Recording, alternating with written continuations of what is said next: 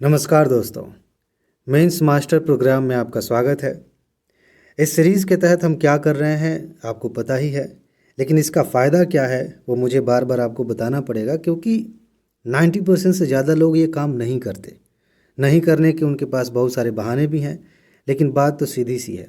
अगर मुख्य परीक्षा क्वालिफाई करना है तो इस लेवल पे तो समझदारी आनी ही चाहिए कि कहाँ से प्रश्न पूछे जा रहे हैं, किन टॉपिक्स को हमें पढ़ना है, किस तरीके से पढ़ना है, और वही सारी चीज़ें हम कर रहे हैं। ये सीरीज़ जो आगे बढ़ रही है, आप देखेंगे एक एक टॉपिक लेकर हम डिस्कस कर रहे हैं कि किस तरीके से अभी तक इस टॉपिक से क्वेश्चंस आए हैं, कहाँ कहाँ से यूपीएससी प्रश्न पूछ रही है, किस रूप में पूछ रही है। और इसी आधार पे आपके अंदर एक सेंस डेवलप होता है, जिसके आधार पर आप गेस कर सकते हैं कि आने वाले समय में करंट अफेयर को ध्यान में रखते हुए, स्टैटिक को ध्यान में रखते हुए यूपीएससी कहाँ कहाँ से प्रश्न पूछ सकती है। इसीलिए ये सीरीज़ बहुत महत्वपूर्ण है।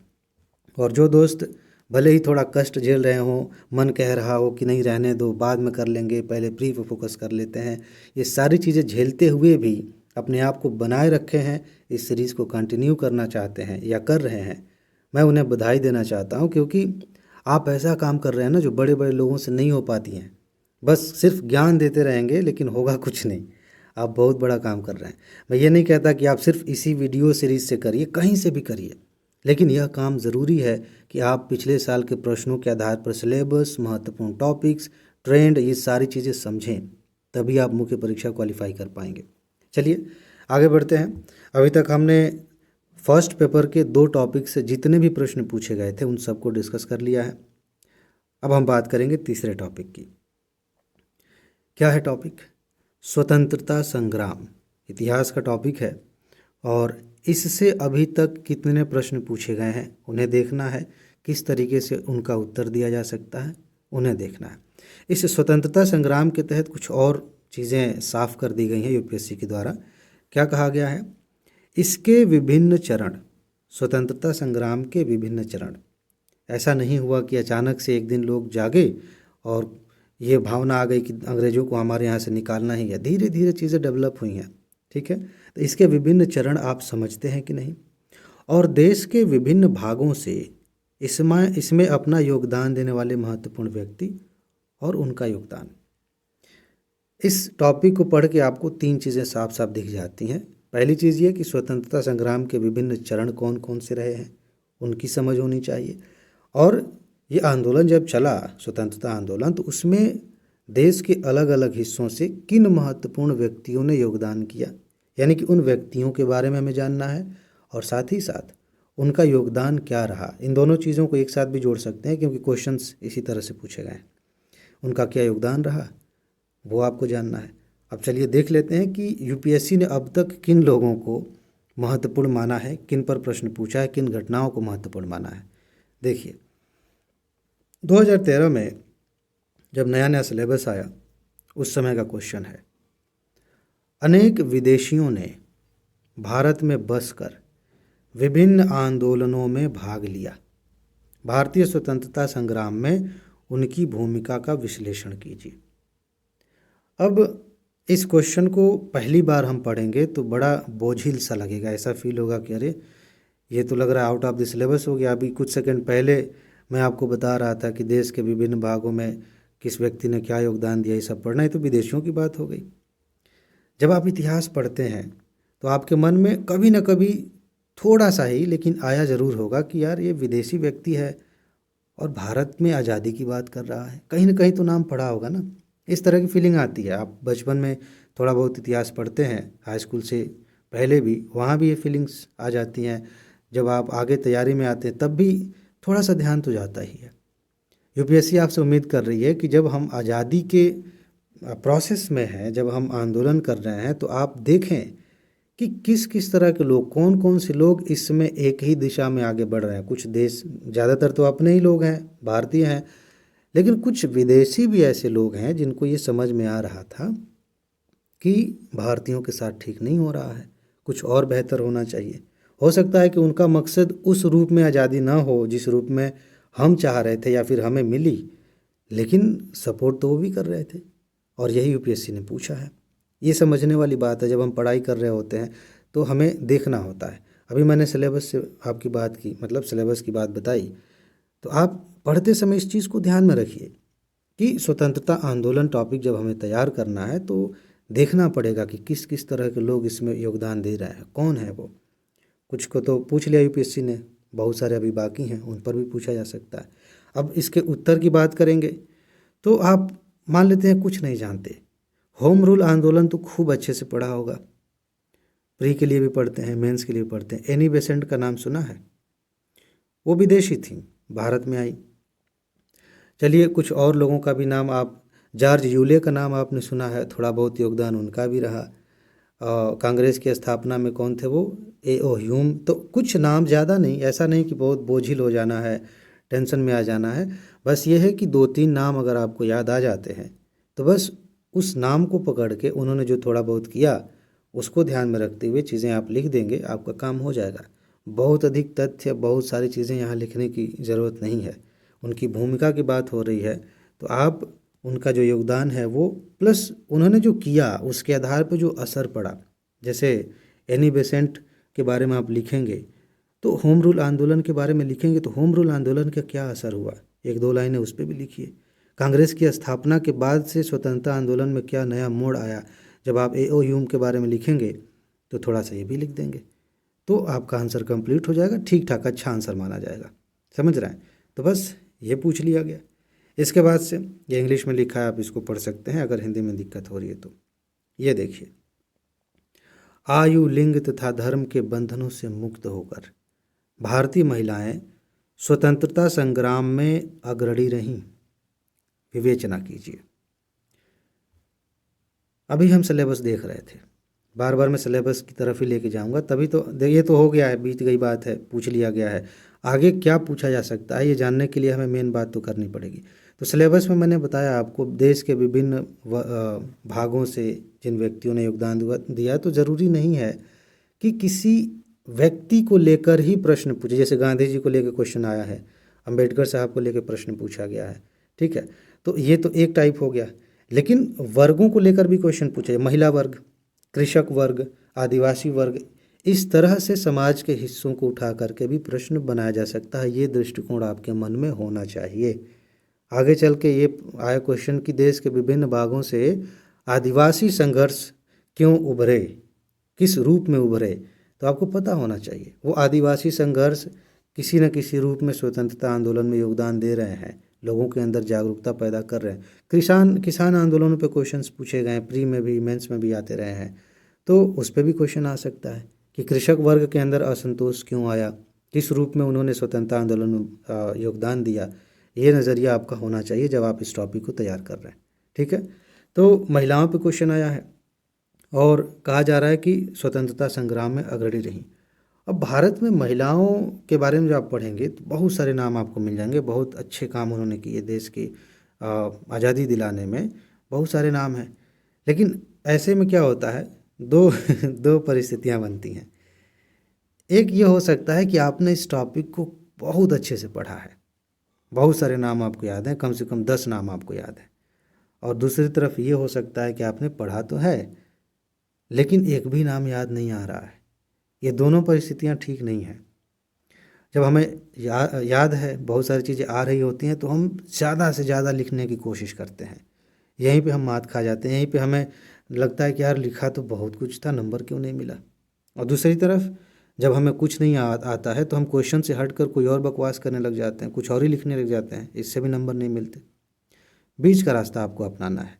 मान लेते हैं कि आपने पढ़ा है और बहुत सारी महिलाओं के नाम आपको पता है, लेकिन आपको ये ध्यान में रखना है कि इस प्रश्न का उत्तर कितने शब्दों में देना है। अगर 150 शब्दों में देना है, आपको छांटना पड़ेगा, कुछ महत्वपूर्ण नाम ही लिखने पड़ेंगे जिनका योगदान सबसे ज़्यादा है। हम किसी के योगदान को कम करके नहीं आंक रहे हैं, हम सिर्फ प्राथमिकता के हिसाब से जितना लिख सकते हैं, जितने की ज़रूरत है उतना लिखेंगे। अदरवाइज़ सैकड़ों हज़ारों नाम आपको मिलेंगे। जब आप इतिहास को खंगालेंगे तो ऐसे व्यक्तियों की, ऐसे महिलाओं की कमी नहीं है जिन्होंने कुर्बानियाँ दी, स्वतंत्रता आंदोलन में योगदान दिया। लेकिन हम यहाँ उत्तर लिख रहे हैं और उत्तर लिखते समय हमें प्राथमिकता तय करनी पड़ती है कि किसे हम पहले नंबर पर लिखें, किसे दूसरे नंबर पर लिखें, और किसे अभी नहीं लिखेंगे तब भी काम चल जाएगा। वो ऐसा मत मान के चलिए कि हम उनकी डिसरिस्पेक्ट कर रहे हैं, उनको पर्याप्त स्थान नहीं दे रहे हैं। यहाँ पे डिबेट नहीं हो रही है, आंसर लिखना है। तो बहुत अधिक आ रहा है तो भी आपको संयम में रहना है, जितना ज़रूरत है उतना ही लिखिए। और जिनको नहीं आ रहा है थोड़ा सा 1 सेकंड रुकें, कम से कम एक नाम तो सोच लें। कुछ नहीं आ रहा है, लक्ष्मीबाई के बारे में पढ़ा है, सुना है, उनका नाम ले लीजिए। सरोजनी नायडू का नाम सुना है, उनके बारे में आप लिख दीजिए। अरुणा आसफ अली के बारे में आपने सुना है, बस 2-3 नाम याद आ गए, उन्होंने किस फील्ड में काम किया, किस तरीके से काम किया, आपने लिख दिया, बात ख़त्म हो गई। उसके बाद से इतिहास में जब प्रश्नों का उत्तर आप दे रहे हैं, ख़ास तौर से जब किसी के योगदान की बात आप कर रहे हो, तो इस बात को ज़रूर लिखिएगा। किसी भी क्वेश्चन में जब इस तरह के प्रश्न पूछे जाए तो ये बात ज़रूर लिखिए कि प्रभाव क्या रहा, उनके इस योगदान का प्रभाव क्या रहा, आने वाले जो आंदोलनकारी रहे या फिर समाज की बाकी जो महिलाएं हैं, अगर महिलाओं पे क्वेश्चन लिख रहे हैं तो उनके अंदर उनकी चेतना पर क्या असर पड़ा। और आगे चलकर फाइनली जब हम आज़ाद हुए उसके पहले की जो घटनाएं हैं आप देखेंगे तो आप लिख सकते हैं कि इस समय तक, यानी कि भारत छोड़ो आंदोलन और उसके आसपास की घटनाओं तक उस एक चीज़ की वजह से ये असर पड़ा। समझ रहे हैं? ये मैं थोड़ा सा सामान्य करके बोल रहा हूँ सबके बारे में कि इस तरह का क्वेश्चन पूछा जाए तो आप उसे जहाँ तक देख सकते हैं उसका प्रभाव, वहाँ तक की बातों को लिख दीजिए। ज़रूरी नहीं है कि आप पूरा एकदम निबंध लिखने बैठ जाएं, बस 1 लाइन 2 लाइनों में ही आप अपनी बात लिख सकते हैं। ठीक है, तो ये 2-3 नाम मैंने बताए, उसके आधार पर आप इसको लिख सकते हैं। इसमें बहुत अधिक स्ट्रक्चर बनाने की ज़रूरत नहीं है, डायग्राम बनाने की ज़रूरत नहीं है, आप पैराग्राफ या पॉइंट के रूप में इसका उत्तर लिख सकते हैं। ठीक है, इसके बाद से आगे समझते हैं। ये देखिए, किन प्रकारों से नौसैनिक विद्रोह भारत में अंग्रेजों की औपनिवेशिक महत्वाकांक्षाओं की शव पेटिका में लगी अंतिम कील साबित हुआ था। अब यहाँ पे एक चीज़ आपको बहुत अच्छे से समझ लेनी है। जब मैं प्रीलिम्स के लिए आपको इतिहास के टॉपिक्स पढ़ाता हूँ तो ये बात बार बार आपसे कहता हूँ कि कोई भी चीज़ जब आप पढ़ते हैं, किसी भी घटना को आप पढ़ते हैं तो आपको पता होना चाहिए कि यह घटना किस टाइम पीरियड में हो रही है। ज़रूरी नहीं है कि आप उस दिन का डेट याद रखें, दिनांक याद रखें, वर्ष कौन सा है। महत्वपूर्ण घटना की बात कर रहा हूँ, ऐसा नहीं कि सारी घटनाओं के वर्ष याद रखें। जो महत्वपूर्ण घटना, जैसे कि नौसैनिक विद्रोह बहुत महत्वपूर्ण घटना है, आज़ादी से पहले ये बहुत ही ज़्यादा महत्वपूर्ण घटना है। भारत छोड़ो आंदोलन जब आप पढ़ते हैं उसके पहले आप देखेंगे बहुत सारी घटनाएं हो रही हैं। समझ रहे हैं? तो आपको ये पता होना चाहिए कि ये घटना कब घट रही है। अगर ये नहीं पता है तो आप कुछ भी लिख देंगे, कहीं भी किसी भी घटना को कहीं पहुंचा देंगे। प्राचीन काल की बात को मध्यकाल में लेके आएंगे, मध्यकाल की बात को आधुनिक काल में लेके आएंगे और सब गड़बड़ हो जाता है। एग्जामिनर सालों से, जितने हमारी उम्र नहीं है उतने सालों से वो पढ़ा रहा है, पढ़ रहा है, इन चीज़ों को देख रहा है, उसे तुरंत समझ में आ जाएगा कि आपको कुछ नहीं आता। तो ये चीज़ ध्यान रखिए इतिहास पढ़ते समय। जैसे मान लीजिए अगर आपको इस क्वेश्चन में यही नहीं पता है कि नौसैनिक विद्रोह कब हुआ था, मैं ये नहीं कह रहा हूँ कि यहाँ डेट लिखना पड़ेगा आंसर में, मैं जो मेन बात है वो बता रहा हूँ। अगर आपको यही नहीं पता है कि विद्रोह कब हुआ था तो इसके आगे आप कुछ खास नहीं लिख पाएंगे, ऐसे ही तैरता रहेगा आपका उत्तर, उसको कोई ठिकाना नहीं मिलेगा कि ये कहाँ स्थिर होके खड़ा हो। इसीलिए घटनाओं को, इतिहास की घटनाओं को जब आप पढ़ रहे हैं तो आपको पता होना चाहिए कि ये घटना कब हुई है। आपके दिमाग में इमेज बनी रहनी चाहिए। जैसे मूवी देखते हैं और मूवी में कोई भी घटना कभी भी हो जा रही है और कोई आपको एक्सप्लेन कर रहा है तो आपको कैसा लगेगा। एक सीरीज़ में घटनाएं होती हैं, उसी हिसाब से दिमाग में आती हैं तो अच्छा लगता है, पूरी कहानी समझ में आती है, अदरवाइज़ नहीं समझ में आता। समझ रहे हैं ना? तो यहाँ पे क्वेश्चन के आंसर की डिमांड के रूप में एक बात ध्यान रखिएगा, और इसको मैं जनरल करके बता रहा हूँ कि इतिहास पढ़ते समय ये बात ध्यान रखिए कि जितनी भी महत्वपूर्ण घटनाएं हैं, जो महत्वपूर्ण आंदोलन हैं, उनके समय को ध्यान में रखें कि ये किस काल में बात हो रही है। एक मोटा मोटा आइडिया आपके पास होना चाहिए। चलिए अब आगे बढ़ते हैं, इस क्वेश्चन को फिर समझते हैं। किन प्रकारों से, इन व्हाट वेज, किन प्रकारों से नौसैनिक विद्रोह भारत में अंग्रेजों की औपनिवेशिक महत्वाकांक्षाओं की, वो चाह रहे थे कि अभी उपनिवेश बना के रखना है, वो जो महत्वाकांक्षा थी, महत्वाकांक्षाओं की शव पेटिका में लगी अंतिम कील साबित हुआ था। यह एक तरह की आप कह सकते हैं मुहावरे वाली भाषा है। ठीक है, सांकेतिक भाषा है कि शव पेटिका में अंतिम कील साबित होने का अर्थ ये है, जैसे आपने देखा होगा, ताबूत देखा होगा, उसी को शव पेटिका कहते हैं। ताबूत में क्या है, लाश को रख दिया गया, उसके बाद से ऊपर से सेम उसी आकार का ढक्कन जैसा है उसको ऊपर से रख दिया गया और उसमें कील लगा दी गई, वो फिक्स हो गया। अब बात ख़त्म हो गई, अब उसका जो भी करना है, दफनाना है या जो करना है होगा। अब उसके बाद वो लाश का कुछ वो बाहर न निकल के आएगी ना कुछ होगा। तो कहने का मतलब है कि वो महत्वाकांक्षाएँ उस शव पेटिका में बंद हो गई, अब आगे कुछ नहीं होने वाला। इस तरह से क्वेश्चन पूछा जा रहा है कि उस नौसैनिक विद्रोह ने किस तरह से ऐसा काम कर दिया कि अंग्रेज अब जो सोच रहे थे कि हम भारत को गुलाम बना के कुछ साल और रख सकते हैं, आगे भी बढ़ सकते हैं, वो सब ख़त्म होने लगा। बेसिकली ये पूछा जा रहा है। तो इसके उत्तर के तौर पे एक बात मैंने आपको बताई कि आपको पहले पता होना चाहिए कि ये कब हुआ। अब दूसरी बात, किसी भी घटना के, ख़ास तौर से ऐतिहासिक घटना की अब बात कर रहे हैं, उसके जवाब में कुछ भी कहने से पहले या उसके प्रभाव पर कुछ भी बोलने से पहले अगर हमें ये पता हो कि वो घटना घटी क्यों, यहाँ मैं आपको उत्तर नहीं लिख के दिखा रहा हूँ, मैं आपको आइडिया दे रहा हूँ, सोचने के लिए इनपुट्स दे रहा हूँ ताकि आप इस डायरेक्शन में सोच सकें। अगर आपको ये पता हो कि नौसैनिक विद्रोह क्यों हुआ और उस विद्रोह को दबाने के लिए अंग्रेज़ों ने क्या किया, तो आपके लिए ये सारी चीज़ें एकदम आसान हो जाएंगी। आप इसको पढ़ें और देखें कि नौसैनिक विद्रोह क्यों हुआ। क्या वो झंडा लगाने वाली बात, नारा लगाने वाली बात, क्या यहाँ से बात की शुरुआत हुई थी या कोई और कारण था?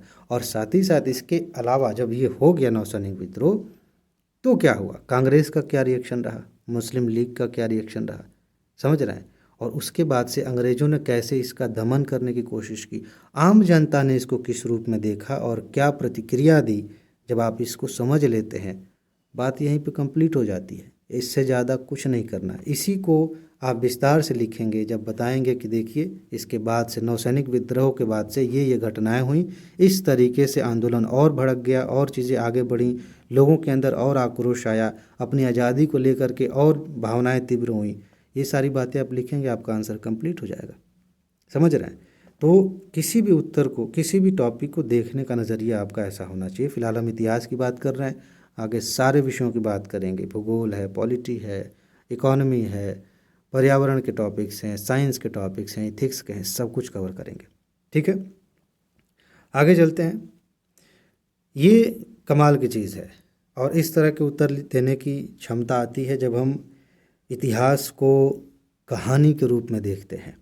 देखना ऐसे ही चाहिए, लेकिन पढ़ाई के प्रेशर में हमें सिर्फ इतिहास को सिलेबस के तौर पर ही देखने की मजबूरी महसूस होती है कि बस इतना ही, ऐसे ही देखना है। महात्मा गांधी के बिना भारत की स्वतंत्रता की उपलब्धि कितनी भिन्न हुई होती, ये पूरी तरह से आपकी समझ पर आधारित प्रश्न है। हालांकि इतिहास की किताबों में कहीं कहीं पे आपको थोड़ा सा हिंट मिल जाएगा कि अगर महात्मा गांधी नहीं होते तो क्या होता, लेकिन वो सिर्फ कल्पना है, सिर्फ वो पुरानी घटनाओं, पुरानी मानसिकताओं को ध्यान में रखते हुए एक प्रेडिक्शन है। जैसे कुछ लोग कहते हैं कि अगर जवाहरलाल नेहरू प्रधानमंत्री नहीं रहते, पटेल जी हो जाते तो क्या होता। ये सिर्फ एक कल्पना है अपने हिसाब से बनाई गई कि ये नहीं होता तो ये होता। मज़ेदार है, इसमें कोई दिक्कत नहीं है।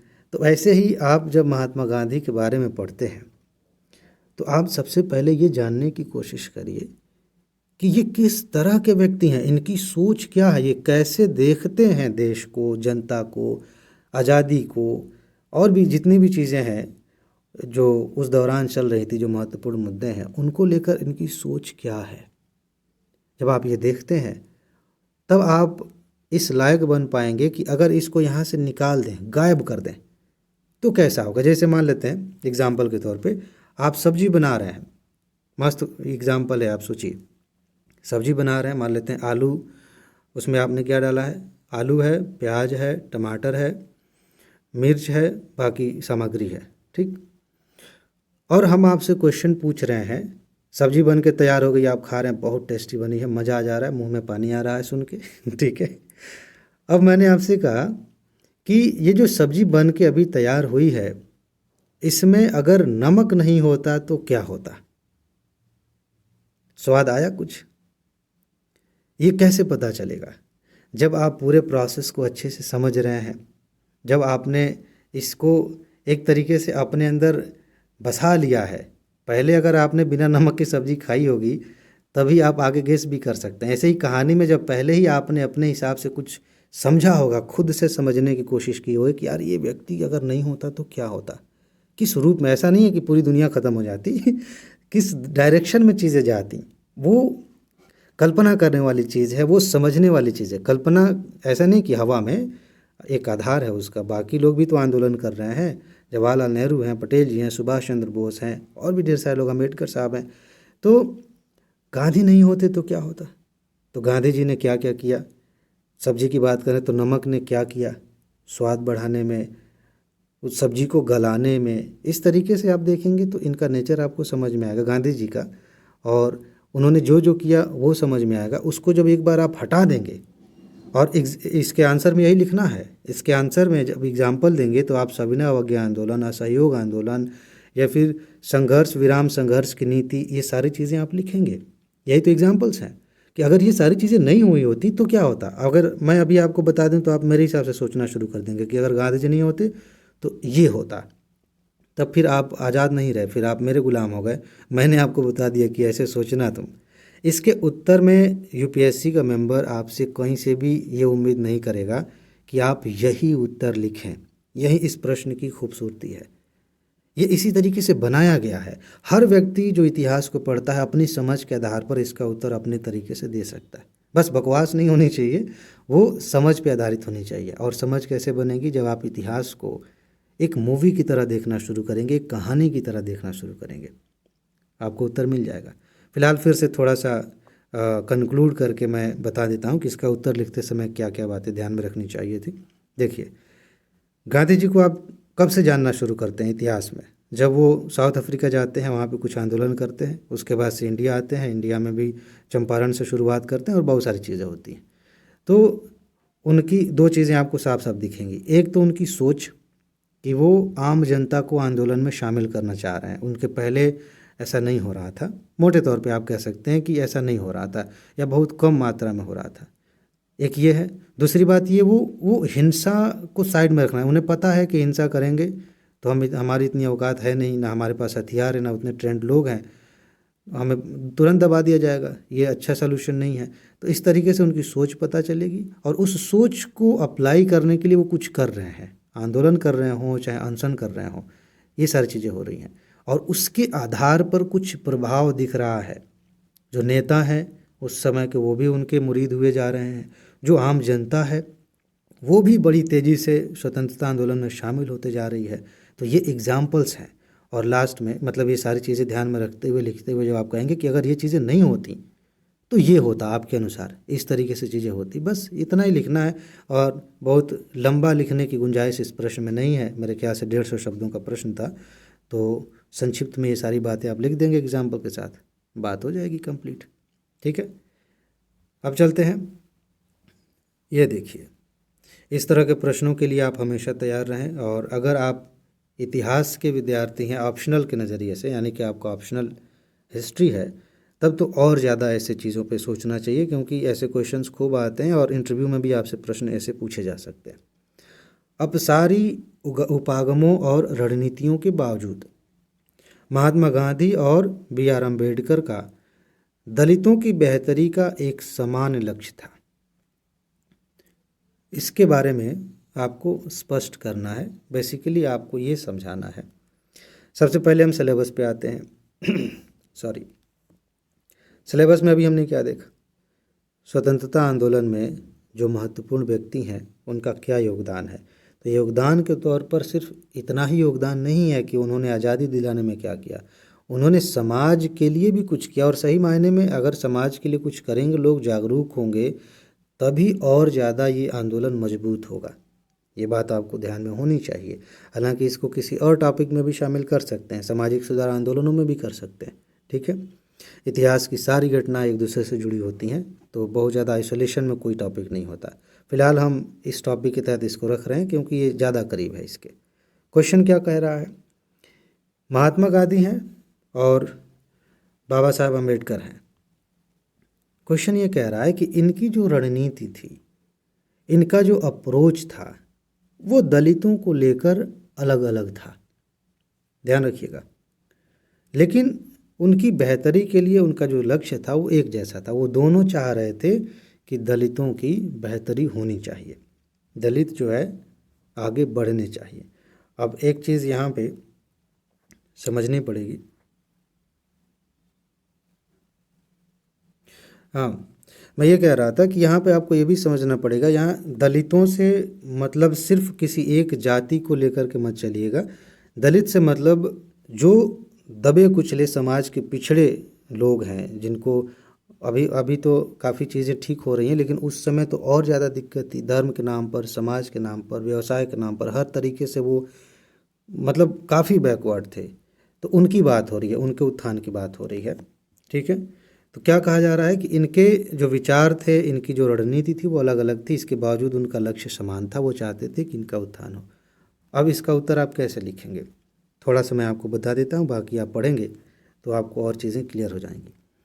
इसके इस तरह के प्रश्नों का उत्तर देने के लिए आप कुछ इस तरह से लिख सकते हैं पॉइंट वाइज, कि एक पॉइंट लिया आपने, जैसे इंट्रोडक्शन में जो बातें आपने लिखी उसके बाद से जब मेन बॉडी पे आते हैं तो एक लाइन में ही दोनों का नाम लेते हुए, जैसे मान लीजिए कि जातिवाद की वजह से दलितों में मतलब दलितों के साथ भेदभाव हो रहा है, तो जातिवाद के बारे में गांधी जी और अंबेडकर साहब क्या सोचते थे, ये एक ही लाइन में लिख सकते हैं कि जातिवाद को लेकर के गांधी जी के विचार ये थे, लेकिन अंबेडकर साहब के विचार ये थे। इस तरीके से आप तुलना करते हुए लिख सकते हैं, या फिर आप ऐसे कॉलम बना लीजिए, इधर गांधी जी के बारे में, अंबेडकर साहब के बारे में लिख सकते हैं। जो अंतर है वो तो आपको बताना पड़ेगा, और अंतर बताने के लिए आपको ऐसा स्ट्रक्चर लेना पड़ेगा ताकि एग्जामिनर एक बस देखे और उसे समझ में आ जाए, ठीक है। और अगर आप लाइन पॉइंट वाइज लिखते हैं तो बाकायदा उस शब्द को हाईलाइट करना पड़ेगा, ठीक है। अब आते हैं मुद्दे पे। तो गांधी जी अगर जातिवाद को ही लेकर चलें तो गांधी जी क्या कह रहे थे? गांधी जी जातिवाद को बुरा नहीं मानते थे। उन्हें मतलब वो अलग तरीके से देखते थे कि देखो, जातिवाद की वजह से दलितों के साथ वो नहीं हो रहा, इसके साथ इसको आधार बना के जो चीज़ें हो रही हैं वो गड़बड़ है। अंबेडकर साहब कहते थे कि ये जड़ है, ये मेन बात है, इसी की वजह से ये सारी चीज़ें होती आई हैं, ठीक है। मनुस्मृति में और भी चीज़ों में ये सब बातें कही गई हैं, उसकी वजह से, हमारे धर्म ग्रंथों की वजह से। अगर धर्म को राजनीति के साथ जोड़ने की बात करें तो गांधी जी और अंबेडकर साहब के विचार अलग अलग थे, ठीक है। और इसी तरीके से समाज के उत्थान को लेकर भी चीज़ें थी। बाद में जब समानता आप दिखाएंगे, बहुत ज़्यादा अंतर दिखाने के चक्कर में एक दूसरे का विरोधी साबित करने के चक्कर में पड़ जाएंगे ना, फिर गड़बड़ हो जाएगा। इस क्वेश्चन के उत्तर में कहीं से भी ये नहीं दिखना चाहिए कि ये एक दूसरे को विरोध कर रहे हैं, और विरोध इस सेंस में दलितों को लेके, क्योंकि क्वेश्चन आपसे साफ साफ कह रहा है कि इनका लक्ष्य समान था। तो उस चीज़ को पकड़ के चलना पड़ेगा आपको, ठीक है। इसके बाद अंत में जब आप मतलब आधे हिस्से में आएंगे जहाँ पे आपको बताना होगा कि देखिए ये इनके विचारों में भिन्नता थी, लेकिन ये चाहते एक ही चीज़ थे। जैसे कि गांधी जी ने दलितों को सम्मान दिलाने के लिए बाकायदा उस पर पत्रिका भी निकाली, हरिजन नाम रखा, और भी चीज़ें उन्होंने की। अंबेडकर साहब ने क्या किया, एजुकेशन की बात की कि आप शिक्षित बनो, आप राजनीति में भाग लो, खुद को ऊपर उठाओ, दूसरों को ज़्यादा ब्लेम मत करो, अपने आप को सक्षम बनाओ ताकि समाज में खुद का एक स्थान बना सको। और इसमें खुद एक बेस्ट एग्जाम्पल, दुनिया के बेहतरीन एग्जाम्पल अंबेडकर साहब खुद ही हैं। उनके जीवन के बारे में आप पढ़ेंगे, आपको पता चलेगा कि कैसी परिस्थितियों का सामना किया, और उनके पास कैसी कैसी डिग्रियां थी। संविधान सभा में उनसे ज़्यादा पढ़ा लिखा इंसान कोई नहीं था, ठीक है। तो ये समान चीज़ें हैं कि दोनों किस किस रूप में इनके उत्थान की बात कर रहे हैं और इन्होंने क्या क्या किया। ध्यान रखिएगा, इन्होंने इस समान लक्ष्य के तहत, मैं कह रहा हूँ, इन्होंने दलितों के उत्थान के लिए क्या क्या किया। ये कुछ एग्जाम्पल्स आप देंगे, आपका उत्तर कंप्लीट हो जाएगा। मैं इसी तरह से कहानी के तौर पे ही आपसे बात कर रहा हूँ, क्योंकि अलग सीरीज़ में कुछ वीडियोज़ आई हैं, आगे भी आएंगे। मैं आपको बाकायदा आंसर लिखना बताता हूँ कि इंट्रोडक्शन में, मेन बॉडी में, कंक्लूजन में ये लिखना है। अभी हमारा जो मकसद है इस सीरीज़ को कंटिन्यू करने का, और इस खंड में जो हम देख रहे हैं उसमें दो बातें हैं। पहली बात यह कि हम सिलेबस को समझ रहे हैं, सिलेबस के किस हिस्से से किस रूप में प्रश्न आ रहा है वो देख रहे हैं, और उस प्रश्न का उत्तर देने के लिए कैसी सोच चाहिए, कैसा कंटेंट हमारे पास चाहिए, वो देख रहे हैं। ये बहुत ज़रूरी है। ठीक है, यही सारी चीज़ें रहेंगी तो आप आंसर लिखने के अगले स्टेज पे पहुंच जाएंगे। अब देखिए, एक क्वेश्चन है, स्वतंत्रता संग्राम में विशेष तौर पर गांधीवादी चरण के दौरान, अभी महिलाओं की बात हम कर रहे थे लेकिन वो ओवरऑल महिलाओं की बात हो रही थी। अब यहाँ कह रहा है कि स्वतंत्रता संग्राम में विशेष तौर से गांधीवादी चरण के दौरान महिलाओं की भूमिका का विवेचन कीजिए। गांधीवादी चरण की बात हो रही है, जब गांधी जी ने कदम रखा है, जब वो हाईलाइट हुए हैं, उनके पीछे पीछे लोग चलना शुरू कर रहे हैं, वो आंदोलन को नेतृत्व दे रहे हैं, तब महिलाओं की भूमिका का विवेचन कीजिए। महत्वपूर्ण प्रश्न है, एक बार सिलेबस को ध्यान में रखिए। महत्वपूर्ण व्यक्ति और उनका योगदान। और अभी जब महिलाओं का प्रश्न आया था तो मैंने आपसे कहा था कि विशेष व्यक्ति पे भी प्रश्न पूछा जा सकता है और किसी वर्ग पे भी पूछा जा सकता है, और यहाँ पर दोनों को एक साथ कर दिया। गांधी जी तो हैं ही, लेकिन उस दौरान महिलाओं की भूमिका, अगर इसी तरह से इसी फ्रेम में एक और क्वेश्चन बनाया जाए तो कहा जा सकता है कि गांधीवादी चरण के दौरान किसानों की भूमिका, इस चरण के दौरान मजदूरों की भूमिका, ऐसे प्रश्न बन सकते हैं। फिलहाल महिलाओं की भूमिका की विवेचना करना है। बहुत सारे लोग यहाँ फंसेंगे। कैसे फंसेंगे? जैसे ही ये शब्द पढ़ा उन्हें ये समझ में आ जाएगा, अरे गांधी जी की बात हो रही है, गांधी जी के बारे में लिखना, लगे लिखने चंपारण सत्याग्रह, वहाँ से असहयोग आंदोलन और भारत छोड़ो आंदोलन तक पहुँच जाएंगे। बात उस दिशा में नहीं हो रही है, उस तरह से नहीं हो रही है। उस दौरान जब गांधी जी ने आंदोलन शुरू किया, उस दौरान महिलाओं ने क्या भूमिका निभाई, इस पर बात हो रही है।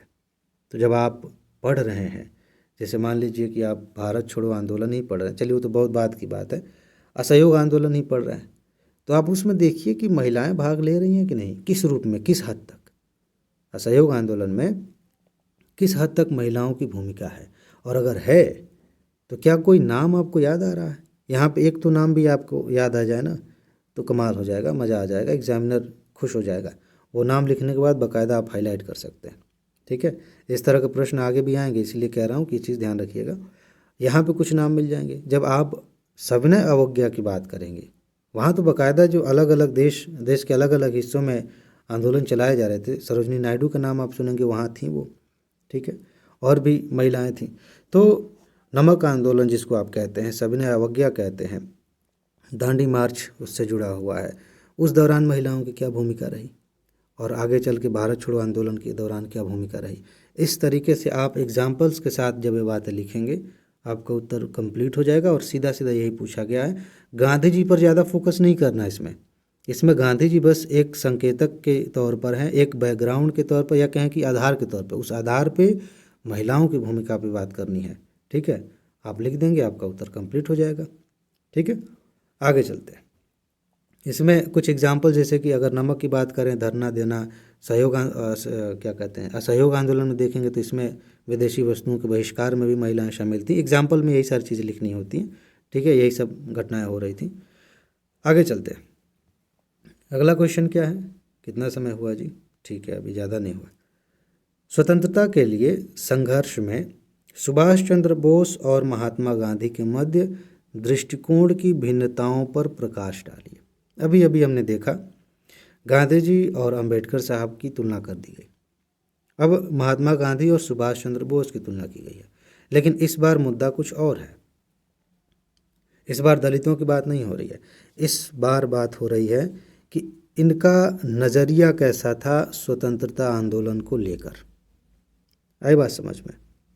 जैसे सबसे बेस्ट एग्जाम्पल होगा जो अहिंसा और हिंसा की बात है। देखिए, शुरू शुरू में सुभाष चंद्र बोस जो थे वो भी हिंसा के पक्ष में नहीं थे। आप देखेंगे उग्र थे, आंदोलनों को प्रमोट करते थे कि आंदोलन तो होने ही चाहिए, लेकिन ऐसा नहीं है कि वो सीधे कह रहे हैं सबको कि अब उठाओ बंदूक, चलो उतर जाओ मैदान में, ऐसा नहीं था। वो लास्ट में जब उनको ये दिखने लगा कि ऐसे तो होता हो गया, फिर ऊपर से कांग्रेस में जब दूसरी बार अध्यक्ष बन गए तो उसमें भी राजनीति होने लगी, उनको इस्तीफ़ा देना पड़ा। तब जाके बाद में उन्होंने फॉरवर्ड ब्लॉक बनाया और बाकी चीज़ें उन्होंने खुद जाके सिंगापुर जाके फिर फौज का गठन किया। तो कहने का मतलब ये है कि शुरू शुरू में तो वो भी अहिंसावादी थे और साम्यवादी नज़रिया वाले थे। गांधी जी शुरू से ही अहिंसा के पुजारी कहे जा रहे थे और उसी के आधार पर वो आगे भी बढ़ रहे थे। हालांकि भारत छोड़ो आंदोलन के दौरान डायरेक्ट उन्होंने हिंसा को सपोर्ट नहीं किया। मज़ेदार बात आप पढ़ेंगे इतिहास में, जब भारत छोड़ो आंदोलन में हिंसा होने लगी तो अंग्रेज़ों ने उनसे कहा गांधी जी से, ये मैं पॉइंट से हट रहा हूँ, ठीक है ना, क्वेश्चन पे अभी नहीं बात कर रहे हैं, थोड़ा सा हट रहा हूँ और ये हटना ज़रूरी है ताकि कुछ चीज़ें आपको क्लियर हो जाए। तो अंग्रेज़ों ने कहा कि अब क्यों नहीं आप अनशन करते, अब क्यों नहीं आंदोलन वापस ले लेते, यहाँ तो हिंसाएं होने लगी, ये सारी चीज़ें। तो गांधी जी ने सीधा सीधा कहा इसके लिए तुम ही जिम्मेदार हो। तो इनडायरेक्टली उन्होंने, अब ये तो नहीं कह सकते कि हिंसा को सपोर्ट किया, लेकिन ये भी नहीं कह सकते कि उन्होंने हिंसा रोकने की कोशिश की उस समय। बाकी जब विभाजन हुआ उस दौरान हिंसा होने लगी तो उन्होंने बाकायदा उसके लिए कोशिश किया, उनकी वजह से काफ़ी हद तक हिंसा रुकी भी थी। ये मैं थोड़ा पॉइंट से हट गया, अब वापस आते हैं। अब क्वेश्चन ये है कि इनकी सोच, सुभाष चंद्र बोस और महात्मा गांधी के सोच में क्या अंतर है, इनके दृष्टिकोण में क्या अंतर, ये स्वतंत्रता आंदोलन को किस रूप में देखते हैं। इसके लिए आपको ज़्यादा मेहनत करने की ज़रूरत नहीं पड़ेगी। अगर आप किताबें पढ़ते हैं इतिहास की तो कहीं पे एक जगह ये तुलना मिल जाएगी। अगर नहीं भी मिलती है तो आप इसको सबसे पहले लिखें। कई बार हम क्या करते हैं, महत्वपूर्ण बातों को बाद में लिखते हैं, ऐसा नहीं करना चाहिए। जो इम्पोर्टेंट है उसको पहले लिखें। महात्मा गांधी किसी भी कीमत पर, किसी भी रूप में हिंसा को समर्थन नहीं देना चाहते थे और इसके लिए आप कुछ एग्जाम्पल्स लिखेंगे, जैसे कि असहयोग आंदोलन उन्होंने वापस ले लिया था। ऐसे ही कई बार उन्होंने आंदोलन वापस लिए और ऐसी कई सारे फैसले किए उन्होंने। इसी तरह से जब अंतर की बात करेंगे सुभाष चंद्र बोस की, तो उन्होंने ऐसा नज़रिया अपनाया कि ठीक है अहिंसा अच्छी बात है, ऐसा होना चाहिए, लेकिन जब अनिवार्य हो जाए, जब ज़रूरत पड़ी जाए और जब मौका हो, देश की आज़ादी की बात हो, तो उसके लिए हम किसी भी हद तक जा सकते हैं। हमें आज़ादी चाहिए और इसके लिए अगर हमें हिंसा करना भी पड़ जाए तो हम करेंगे। ऐसी सोच थी सुभाष चंद्र बोस की और फिर उन्होंने वैसा ही किया भी। ठीक है, तो इसको आप हाईलाइट करके लिखेंगे, महत्वपूर्ण बात है। इसके अलावा जो देश के अंदर राजनीति चल रही थी उसमें उनकी क्या सोच थी, और साथ ही साथ कहीं भी इस बात का ध्यान रखिएगा, इन दोनों को एक दूसरे का विरोधी दिखाने की कोशिश मत करिएगा, ऐसा था नहीं। महात्मा गांधी को कितना सम्मान सुभाष चंद्र बोस ने दिया है आप देखेंगे, आपको समझ में आएगा। राष्ट्रपिता मेरे ख्याल से आप करेक्ट करिएगा, इन्होंने ही कहा था, सुभाष चंद्र बोस ने ही इनको राष्ट्रपिता कहा था। अगर मैं गलत हूँ तो उसको करेक्ट कर दीजिएगा किसने कहा था। ठीक है, गांधी जी भी इनकी बड़ी प्रशंसा करते थे, साथ में मिलकर इन्होंने बहुत सारे काम किए। तो दृष्टिकोण जब भिन्नताओं की बात आ रही है तो इतना इमोशनल होके नहीं वो बह जाना उसमें कि एक दूसरे का विरोधी साबित कर देना। इनकी विचारधाराएं कुछ मामलों में अलग थीं और कुछ जगहों पर समान थी, और यही बात आपको कंक्लूजन में लिखना है कि इस मुद्दे पर तो ये समान विचारधारा के थे, एक दूसरे का सपोर्ट करते थे और दोनों का मकसद फाइनली देश की आज़ादी था। ठीक है, तो ये सारी चीज़ें आप लिखेंगे, एग्जाम्पल्स के साथ लिखेंगे, आपका उत्तर कंप्लीट हो जाएगा। चलिए आगे बढ़ते हैं। अगला क्वेश्चन है, यह स्पष्ट कीजिए कि 1857 का विप्लव, सीधा सा क्वेश्चन है, इसमें ज़्यादा दिमाग नहीं लगाना, किस प्रकार औपनिवेशिक भारत के प्रति ब्रिटिश नीतियों के विकास क्रम में एक महत्वपूर्ण ऐतिहासिक मोड़ है। इसका बड़ा ही खूबसूरत उत्तर आपको एनसीईआरटी में मिल जाएगा, कक्षा 8 की किताब जो है ना उसमें मिल जाएगा। यह एक सीधा सपाट क्वेश्चन है। इतिहास के प्रश्नों में बहुत ज़्यादा घुमावदार प्रश्न नहीं आते, कुछ क्वेश्चंस को छोड़ दें वो भी आप उत्तर दे सकते हैं। मैंने बताया आपको, जब कहानी के तौर पर जब आप देखेंगे तो उनका भी उत्तर दे सकते हैं। ये एकदम सीधा सीधा है। आपको क्या देखना है, जब आप 1857 की क्रांति को पढ़ते हैं, अब देखिए सिलेबस के हिसाब से बात करें तो ये शुरुआती चरण की बात हो रही है। स्वतंत्रता आंदोलन के विभिन्न चरण पूछा गया है ना, उसमें 1857 की क्रांति सबसे महत्वपूर्ण घटना है शुरुआत में, वहीं से तो एक अलग डायरेक्शन मिलती है, उसके बाद से तमाम आंदोलन होते हैं। ठीक है, तो जब आप पढ़ेंगे इस 1857 की क्रांति को तो आपको पता चलेगा, सबसे पहले ये जानेंगे कि ये हुआ क्यों। और जैसे ही आप ये पढ़ते हैं कि 1857 की घटना क्यों हुई है तो आप उसमें कारण देखते हैं। बहुत सारे कारण हैं, सैनिक कारण, राजनीतिक कारण, सामाजिक कारण, आर्थिक कारण, ढेर सारे कारण हैं। और उन कारणों को जब आप पढ़ेंगे तो पता चलेगा कि अच्छा सैनिकों के साथ अंग्रेज़ों ने ये किया था, समाज में ये कर रहे थे, राजाओं के साथ ऐसा व्यवहार कर रहे थे, ये सारी चीज़ें कर रहे थे और इस वजह से आंदोलन हुआ। ये आपको समझ में आ गया। इसके बाद से आप जब उसी टॉपिक को आगे पढ़ते हैं तो बीच में एक मतलब युद्ध वाली घड़ी आती है। जैसे होता है ना किसी मूवी में कि पहले बैकग्राउंड बन रहा है, फिर युद्ध होता है, फिर हैप्पी एंडिंग टाइप की। हाँ, हालांकि इतिहास में इसमें तो हैप्पी एंडिंग नहीं कह सकते, इसमें तो बड़ी दर्दनाक वो चीज़ें हुई थी। हैप्पी एंडिंग इस रूप में कह सकते हैं कि इसका असर इतना हुआ कि आने वाले आंदोलनों पर भी असर दिखा और फाइनली हमें आज़ादी मिली। तो बीच में आप देखते हैं कि क्रांति हुई, अलग अलग जगहों पर सैनिकों ने लड़ा, अलग अलग राज्यों ने जो है राजाओं ने इसमें योगदान दिया, सहयोग दिया और बाद में आप देखते हैं कि आंदोलन को दबा दिया गया। अब यहीं से क्वेश्चन के आंसर की शुरुआत होती है कि 1857 की का जो विप्लव था, जो विद्रोह था, उसके बाद ब्रिटिश नीतियों के विकास क्रम में क्या बदलाव आया, यही हमें लिखना है। अब कारण जब देखते हैं तो पता चलता है कि राज्यों को हड़प रहे थे अंग्रेज, इसलिए राजा असंतोष में डूबे हुए थे, उनको मौका चाहिए था। सैनिकों के साथ उनके धर्म को भ्रष्ट करने की चाहे अफवाहें उड़ी हों या हकीकत हो, ये भी बात हो रही थी। और समाज में हालांकि अंग्रेज़ों ने अपने हिसाब से जो किया, अभी भी हम देखते हैं, यहाँ से मुड़ के देखेंगे तो बहुत अच्छी बात है। सती प्रथा को बैन करना हो या और भी चीज़ें हों, उस समय किया। लेकिन आज बहुत सारे, अगर आज की बात करें 2023-24 की बात करें, बहुत सारी कुरीतियाँ ऐसी है ना जो साफ साफ दिख रही हैं कि ये नहीं होनी चाहिए। अभी मैं बन जाऊं एक आध्यात्मिक लीडर या नेता या कुछ ऐसा और मैं कहूं कि ये नहीं होना चाहिए, मेरे खिलाफ बहुत सारे लोग खड़े हो जाएंगे। ये उनकी गलती पूरी तरह से नहीं है। एक ट्रेडिशन बनते बनते हमारी जो आस्थाएं हैं, विश्वास है, जो परंपराएं इतनी मजबूत हो जाती हैं कि उन चीज़ों को छोड़ने नहीं देती। तो ऐसे ही कुछ कुरीतियों पर अंग्रेज़ों ने प्रहार किया कि यार ये क्या चल रहा है, ये तो मानवता नहीं है।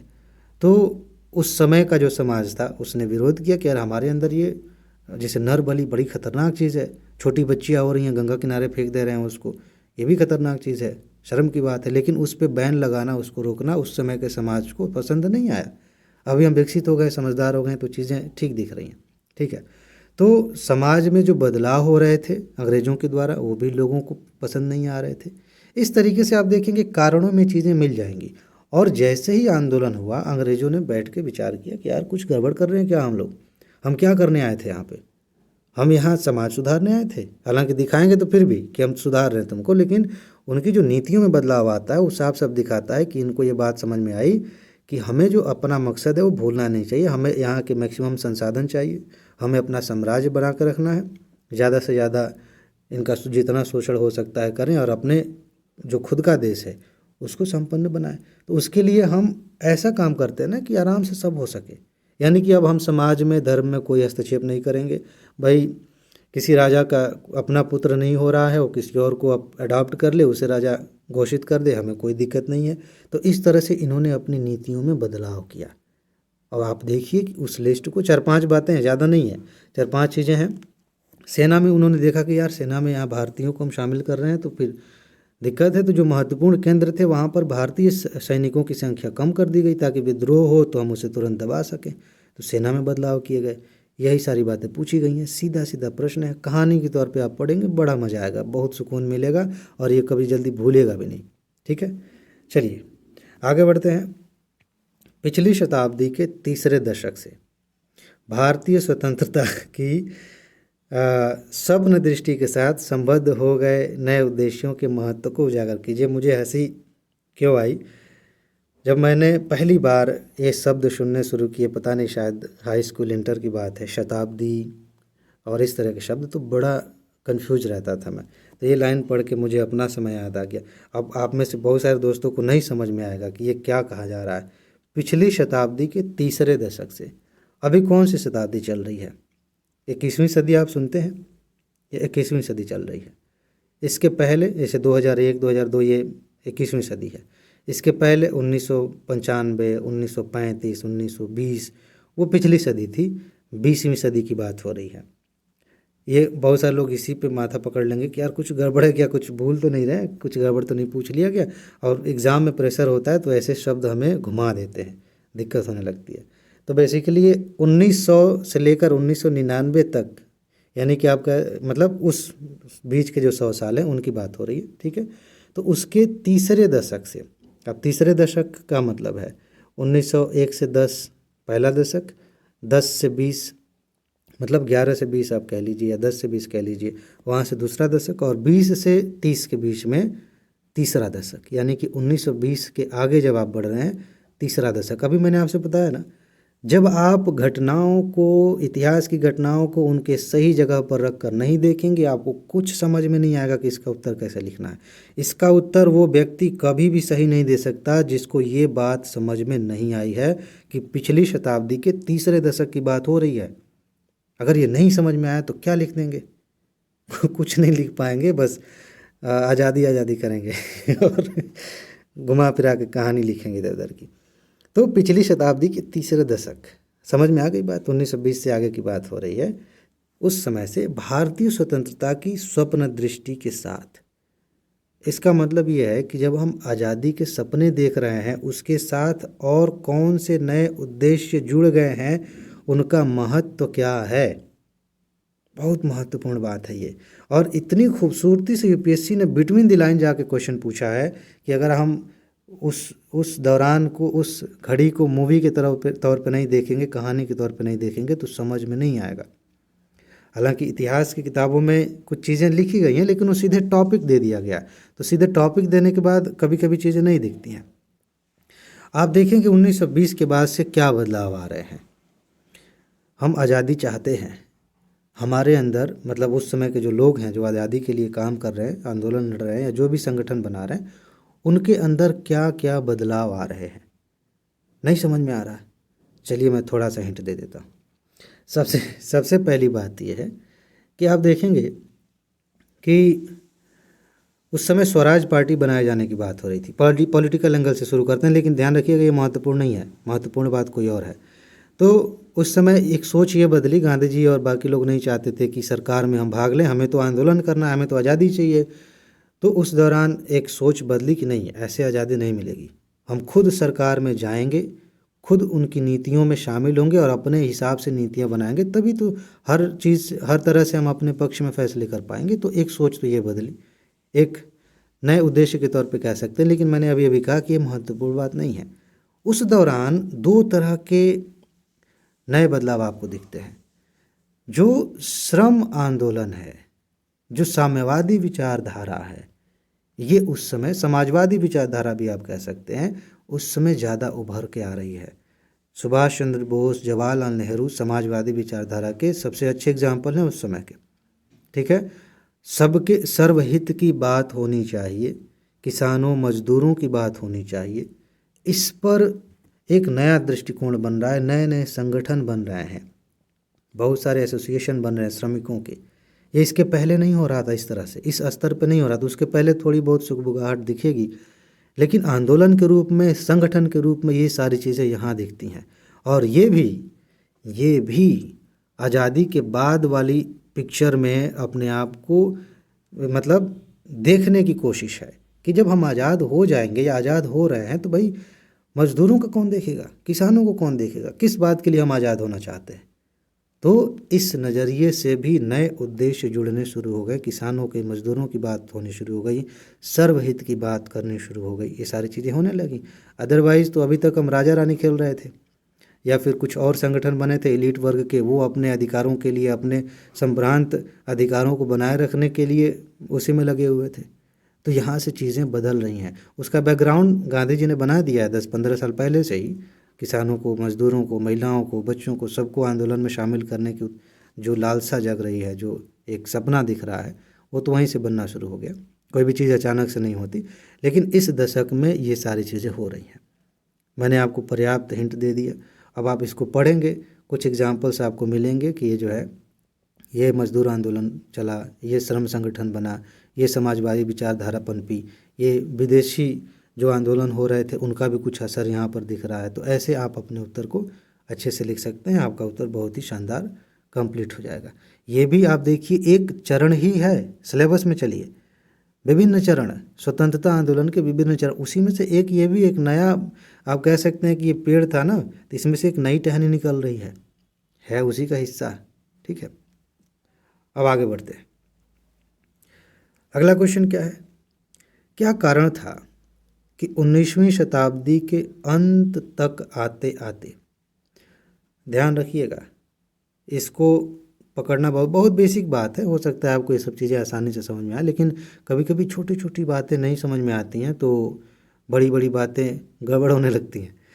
तो 19वीं शताब्दी के अंत तक आते आते नरम दलीय अपनी घोषित विचारधारा तथा राजनीतिक लक्ष्यों के प्रति राष्ट्र के विश्वास को जगाने में असफल हो गए थे। ठीक है, अच्छा क्वेश्चन है, इतिहास को मूवी बना दीजिए, तुरंत दिख जाएगा। 19वीं शताब्दी का अंत का क्या मतलब है? अभी मैंने कहा कि अभी जो चल रहा है 21वीं शताब्दी है। ठीक है, उसके पीछे 1900 समथिंग लिखा रहेगा तो 20वीं शताब्दी है, और 1800 कुछ लिखा रहेगा तो 19वीं शताब्दी है। ये कभी कभी ये भी एक बचपन में ये चीज़ें आती हैं कि यार 1800 मान लेते हैं, 1802 लिखा है और हम कहते हैं कि 19वीं शताब्दी का टाइम है, तो 19वीं शताब्दी 1800 क्यों लिखा है, ये तो कुछ गड़बड़ लग रहा है।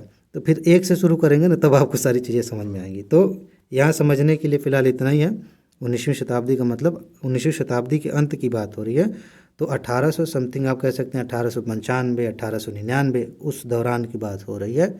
और मोटे तौर पर ले लें तो 10 साल ले लीजिए, 1890 से लेकर के 1899 तक की बात कर लीजिए। तो वहाँ तक आते आते जो नरम दलीय विचारधारा है, आपको इतना पता है कांग्रेस में दो विचारधाराओं के लोग आ गए थे, एक वो थे जो नरम दलीय कहलाए, एक वो थे जो गरम दलीय कहलाए। अभी हम बात करते हैं उस पर। तो अपनी घोषित विचारधारा तथा राजनीतिक लक्ष्यों के प्रति राष्ट्र के विश्वास को जगाने में असफल हो गए थे। यानी कि जो विचारधारा लेकर वो चल रहे थे नरम दल वाले, वो लोगों को आकर्षित नहीं कर पाए उतना, लोगों को इस चीज़ में विश्वास नहीं दिला पाए कि जिस तरीके से हम चल रहे हैं ऐसे सफलता मिल सकती है। हालांकि उस समय उनकी सोच में संपूर्ण स्वतंत्रता, पूर्ण स्वतंत्रता जैसी चीज़ें नहीं थी, शायद रही भी होंगी लेकिन कामों में तो नहीं थी। वो थोड़ी थोड़ी आज़ादी की बात कर रहे थे कि थोड़ा कानून बनाने का हक दे दो, थोड़ा सा हमें चुनाव में भाग लेने का हक दे दो, इस तरीके से चल रहे थे। तो ये असफल हो गए, लोगों को उसमें शामिल नहीं कर पाए, विश्वास नहीं जगा पाए।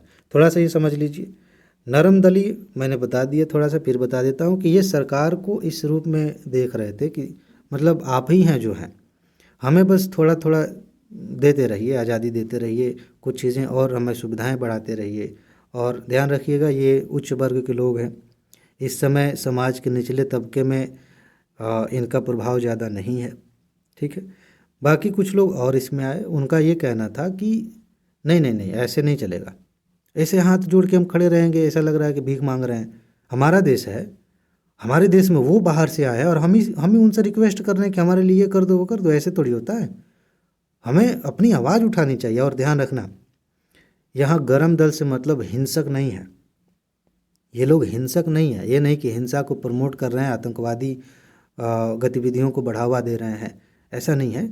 ये गरम दलीय होने का मतलब यहाँ से सीधा सही है कि ये आंदोलन कर सकते हैं, अपनी आवाज़ उठा सकते हैं, इस तरह की चीज़ें कर सकते हैं। बाकी जो नरम दल वाले वो बहुत करेंगे तो याचिका दायर कर देंगे, कुछ लेटर लिख देंगे, इस तरह से। ये दोनों अंतर है।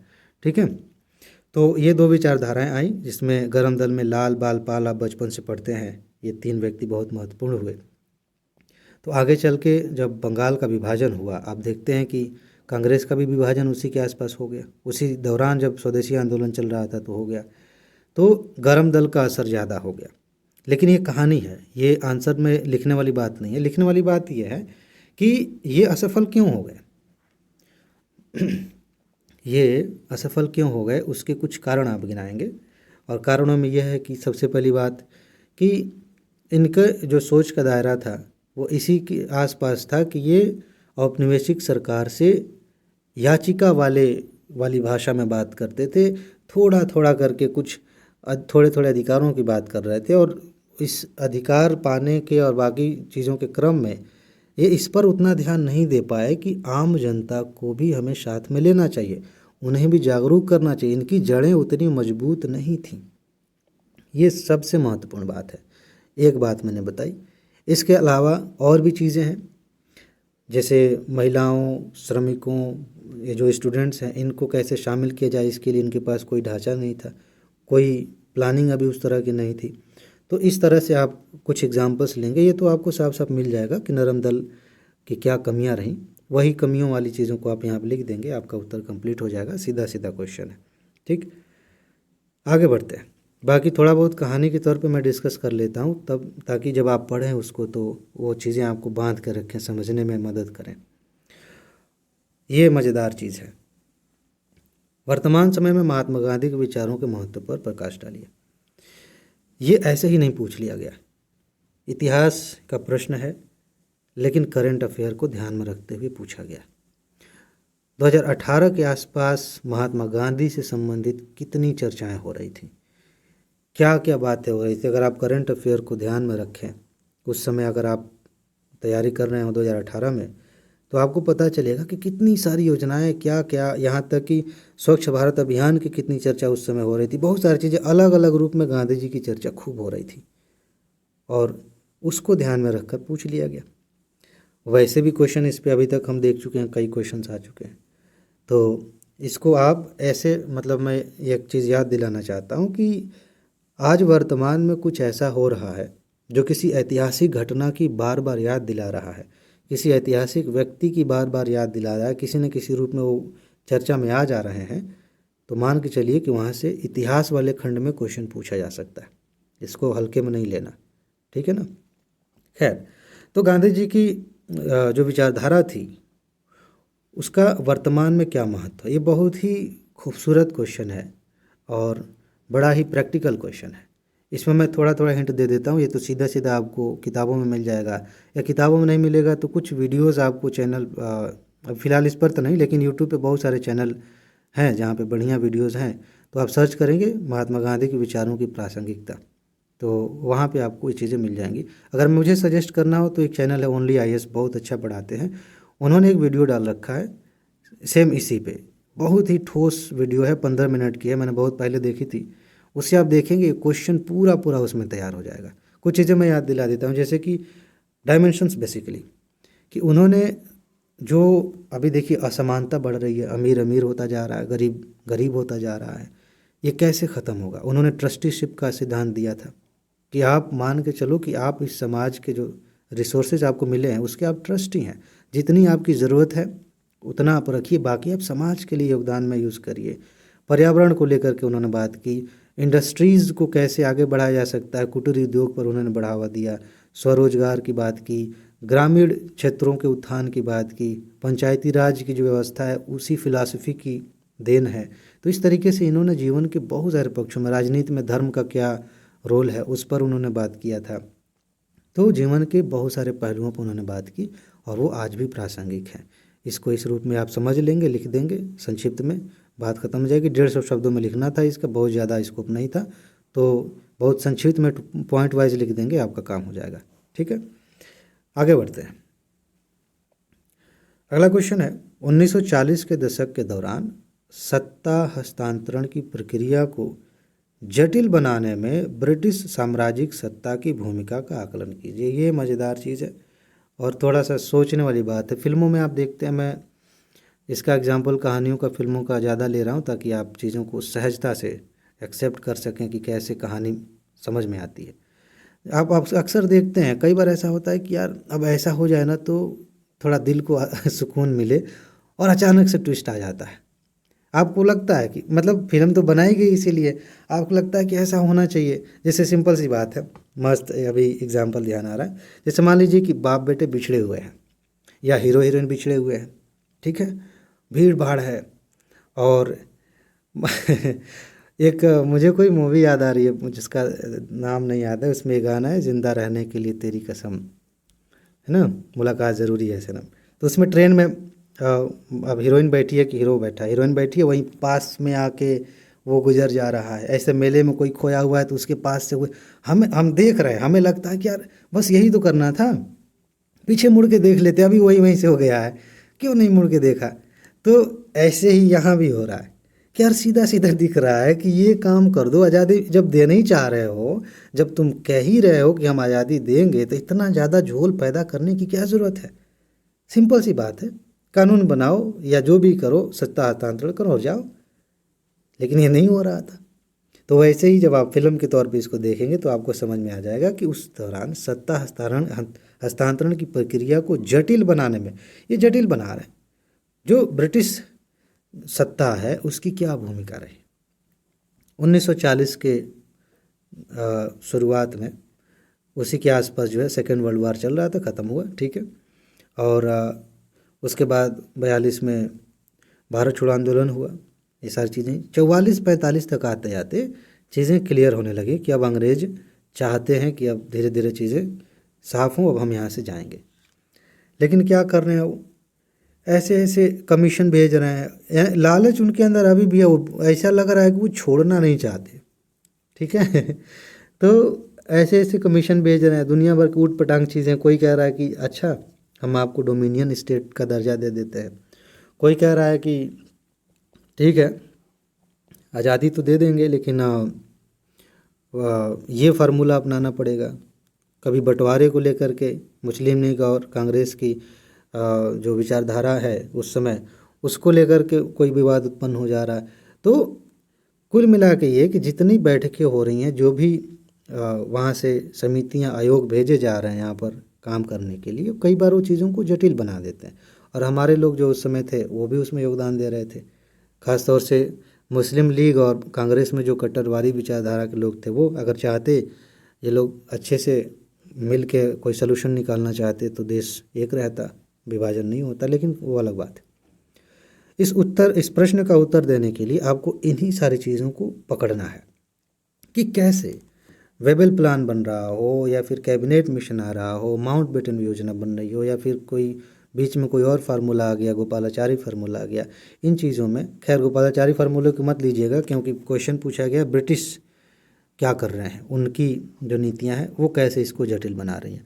तो जो भी ये उस समय कमीशन आए, जो भी बैठकें हुई, उनमें क्या क्या जटिलताएं उत्पन्न हो जा रही थी, क्यों मामला ख़राब हो जा रहा था, क्यों कांग्रेस भी कह दे रही थी नहीं नहीं हम नहीं मानेंगे, हमको नहीं खेलना ये वाला, या मुस्लिम लीग भी ये कह रही थी, वो कौन कौन सी चीज़ें थी, बस उसी पे हमें बात करनी है, वही बताना है। एक एक करके एग्जाम्पल लेके हेडिंग दे के वो बातें लिख देंगे कि ये जटिलता आ रही थी और फाइनली किस पर सहमति बनी, ठीक है, वो आप कंक्लूजन में लिख देंगे, ये चीज़ें हो जाएंगी, आपका उत्तर हो जाएगा। लेकिन चूँकि जटिल बनाने में क्या भूमिका रही, इसे हाईलाइट करना है तो इसको आप ज़्यादा महत्व देंगे, ठीक है जी। चलिए आगे बढ़ते हैं। गांधीवादी प्रवस्था के दौरान गांधी जी पे कितने क्वेश्चंस आ रहे हैं। इतिहास आप पढ़ रहे हैं और गांधी जी को नहीं पढ़ते तो आपने इतिहास नहीं पढ़ा है, खासतौर से आधुनिक भारत का इतिहास तो नहीं पढ़ा। ये बहुत ही विराट पर्सनालिटी हैं, इनका असर बहुत बड़ा है। देखिए, गांधीवादी प्रवस्था के दौरान विभिन्न स्वरों ने राष्ट्रवादी आंदोलनों को सुदृढ़ और समृद्ध बनाया। विस्तार पूर्वक स्पष्ट कीजिए। क्या मतलब है इसका। गांधी जी जब मेन फ्रेम पर आते हैं, जब वो आंदोलनों को आगे बढ़ा रहे हैं, उस दौरान अब देखिए यहाँ पे गड़बड़ एक और हो सकती है। इतना पढ़े और लिखना शुरू कर दिया। यूपीएससी जानती है इस चीज़ को कि समय के अभाव में, प्रेशर में गलतियाँ होंगी इसी तरह की।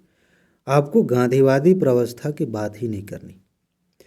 अभी अभी मैंने कहा कि आपको बस आइडिया होना चाहिए कि ये घटना कब घट रही है। वैसे ही गांधी जी कब मेन फ्रेम में आते हैं, मान लीजिए मोटे तौर पर चंपारण से लेकर और भारत छोड़ो आंदोलन के बीच में, इसको मोटे तौर पे मान सकते हैं। बाकी जो उनका जो मेन काम था वो साउथ अफ्रीका में था, वहाँ भी महत्वपूर्ण काम किए थे। तो इसमें इस दौरान की बात हो रही है, बस यहाँ गांधी जी का रोल इतना ही है। अब वो प्लेटफॉर्म बन गए, वो बैकग्राउंड बन गए, उसके आधार पर दूसरी बातें करनी है। उस दौरान विभिन्न स्वरों ने, देख रहे कितना छुपा हुआ है, मेन बात यही है। विभिन्न स्वरों ने राष्ट्रवादी आंदोलन को सुदृढ़ और समृद्ध बनाया। विस्तार पूर्वक स्पष्ट कीजिए। इसका क्या मतलब है। इस दौरान कौन कौन सी चीज़ें उभर रही थी, कौन कौन से स्वर उभर रहे थे, कौन कौन से ऐसे भी लोग हो सकते हैं जिनका जिनकी जो सोच है वो गांधी जी से अलग हो, जैसे अम्बेडकर साहब हैं। उनकी सोच अलग है। लेकिन क्या हम ये कह सकते हैं, क्या हम कहने की हिम्मत कर सकते हैं कि उनका राष्ट्रवादी आंदोलन में कोई योगदान नहीं रहा? नहीं कह सकते। अभी अभी हमने सुभाष चंद्र बोस के बारे में पढ़ा, वो भी एक अलग स्वर के इंसान है, उनकी भी सोच अलग है। लेकिन क्या हम कह सकते हैं कि उन्होंने योगदान नहीं दिया? है हिम्मत? नहीं कह सकते। ऐसे ही हमें खोजना है कि कौन कौन से शुरू में, जैसे अभी क्या है, पाकिस्तान की हिस्ट्री में जो भारत के जो जिस मतलब वो थे फ्रीडम फाइटर्स थे, उनको बिल्कुल इग्नोर कर दिया जाता है। उसी तरह से हमारे यहाँ भी इस तरह से छवि बनाई जाती है कि जो मुस्लिम लीडर्स थे, खासतौर से मुस्लिम लीग से जुड़े हुए, वो विलन के तौर पर दिखाया जाता है। ये बहुत ख़राब चीज़ है। ये इतिहासकार और बाकी चीज़ों की एक, खासतौर से वो इतिहासकार जो एक पक्षीय होते हैं, उनकी बड़ी गंदी हरकत है। देश को आज़ादी दिलाने में सब ने योगदान दिया। उस समय पाकिस्तान का नामो निशान नहीं था। पाकिस्तान बना है 1940 के बाद, उसकी जो है, आप कह सकते हैं जब घोषणा हुई कि हमें पाकिस्तान चाहिए, तब स्वर ज़्यादा मजबूत हुआ। उसके पहले आप कह सकते हैं सांप्रदायिकता थी, आप कह सकते हैं कि मत विभाजन था, लेकिन सब आज़ादी चाह रहे थे, सब स्वतंत्रता चाह रहे थे। तो मैं ये कहना चाह रहा हूँ कि उस दौरान मुस्लिम लीग ने भी अपना काम किया, हमें उसकी भी बात करनी चाहिए। इतिहास को निष्पक्ष होकर पढ़ेंगे तो सही मायने में आप बुद्धिमानी सीखेंगे, पाएंगे। एक पक्षी होकर सीखेंगे, जो आज के हिसाब से दिखाया जाने की कोशिश होती है उस तरह से सीखेंगे तो कुछ नहीं पढ़ पाएंगे। तो कहने का मतलब ये है कि मैंने 2 एग्जाम्पल उधर दिए। मुस्लिम लीग भी अपने तरीके से अपनी सोच को ध्यान में रखते हुए एक नए स्वर में आगे बढ़ते हुए स्वतंत्रता आंदोलन की तरफ बढ़ रहा था, वो भी सपोर्ट कर रहा था। और सबसे खास बात, कितना खूबसूरत एग्जाम्पल, जब गांधी जी ने कांग्रेस और लीग को एक साथ लेकर के असहयोग आंदोलन चलाया, उसमें तो साथ में ही थे ना सब। तो इसी तरह के एग्जाम्पल्स ले कर के उस दौरान, किस दौरान, गांधीवादी व्यवस्था के दौरान, जब वो गांधी जी आए हैं, आंदोलन वगैरह में भाग ले रहे हैं और लोगों को जागरूक कर रहे हैं, उस दौरान ये अलग अलग स्वर हैं, उन्हीं को लेकर के क्वेश्चन पूछा गया, उन्हीं के बारे में बात करनी है। बार बार मैं आपको याद दिला रहा हूँ। यहाँ पे आप ध्यान से देखेंगे तो किसी खास घटना को उठाकर पकड़ के क्वेश्चन बहुत कम पूछे गए हैं, और कहानी को ध्यान में रखकर ज़्यादा प्रश्न पूछे गए हैं। और उस कहानी को सही साबित करने के लिए हमें कुछ घटनाएं, कुछ नाम, कुछ एग्जाम्पल्स चाहिए होंगे। उत्तर बहुत खूबसूरत हो जाएगा। ठीक है, तो ये सारी चीज़ें आप लिखेंगे, आपका उत्तर कंप्लीट हो जाएगा। इसके बाद आगे बढ़ते हैं। 1857 का विप्लव, फिर से क्वेश्चन आ गया और महत्वपूर्ण क्वेश्चन है। इस पे क्वेश्चन एक बार और पूछा गया, आगे भी पूछा जा सकता है। 1857 का विप्लव ब्रिटिश शासन के पूर्ववर्ती 100 वर्षों में बार बार घटित छोटे एवं बड़े स्थानीय विद्रोहों का चरमोत्कर्ष था। स्पष्ट कीजिए, क्षमा कीजिएगा मैं भी कुछ सेकंड के लिए वही गलती कर बैठा जो ज़्यादातर आंसर राइटिंग के दौरान होती है। ठीक है, मैंने पूरा क्वेश्चन नहीं पढ़ा और मैंने आपसे क्या कहा, फिर वही से क्वेश्चन आ गया।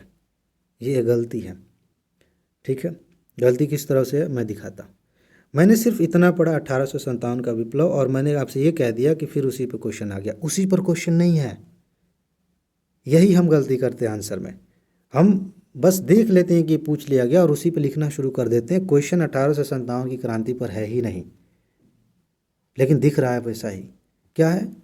ब्रिटिश शासन के पूर्ववर्ती 100 वर्षों में 1857 से पीछे जाइए, 1757 तक जाइए और देखिए कि बार बार घटित छोटे और बड़े स्थानीय विद्रोहों का चरमोत्कर्ष था।